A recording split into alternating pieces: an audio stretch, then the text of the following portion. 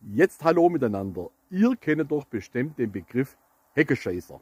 Heckenscheißer, damit bezeichnen wir ja vornehmlich die Leute aus dem Großraum Stuttgart, die am Wochenende auf die Alp raufkommen, da Ausflug machen, Spaziergänge etc. Und wenn die Leute ein dringendes Bedürfnis überkommt, nachher gehen die hinter ein Heck und machen da ihr Geschäftle. So war das bisher. Mittlerweile gibt es auf der Alp da oben aber kaum noch Hecke auf der Wiese, ist alles weg. Und jetzt müssen die Leute sich andere Lösungen suchen.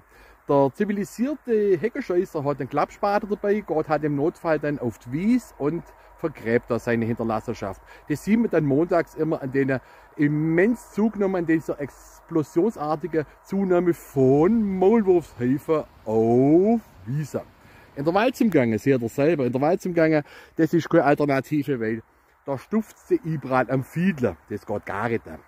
Jetzt ist mir die Idee gekommen, als Hundebesitzer musst du ja auch immer Tütler dabei haben und die Hinterlassenschaften von deinem Hund entsorgen. Könnte man sowas auch für Heckenscheißer machen? Gucken Sie mal, das wäre so meine Idee, dieses Modell für Heckenscheißer zum Tüten zum Entnehmen und da drin zum Entsorgen.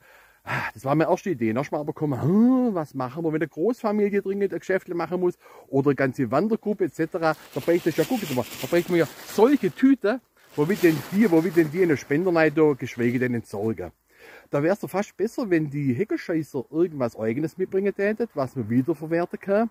Aber bitte nicht irgendwas aus Jute oder was selbstgestricktes oder gekäkeltes. Das geht nicht. Das geht nicht.